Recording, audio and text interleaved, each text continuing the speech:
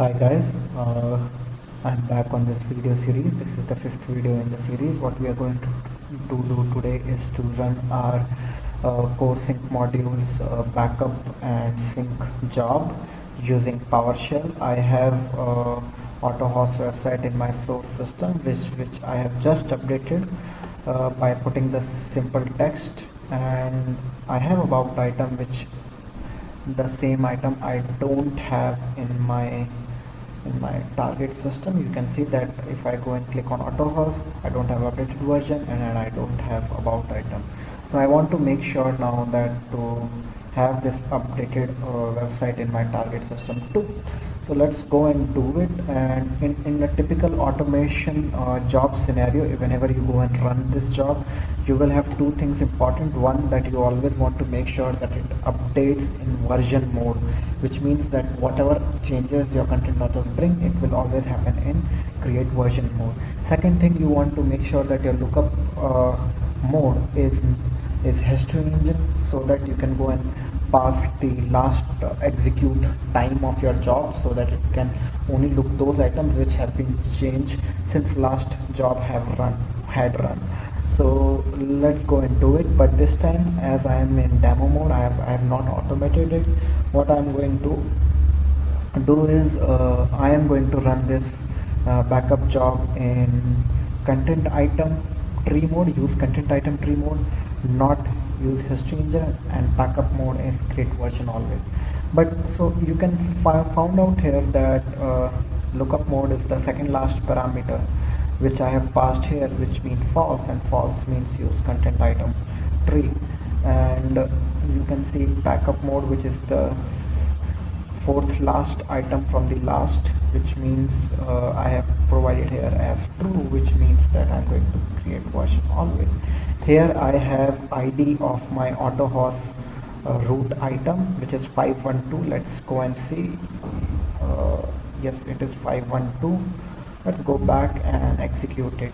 This time this job going to run super fast because my items are already existing there except one, and it will go and just create the version and created any item which is not existing there in target system. Let's go and execute it quickly.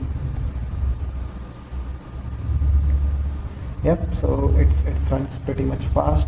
If you just go and read the verbose what data is there, so it's basically saying that it has imported the CMD-let, imported the library, and inside this library there are two CMD-lets. One is get core sync restore, another one is get core sync backup. We are using get core sync backup, as you can see in this function. After this, what we are doing is pretty much loading the parameters which we have passed through this function. It's all list there, and then it start the job. So you can see that all those versions have been created, and you can see that there are few items also got created in this case. So let's go and see that if it has produced the result which we are designed.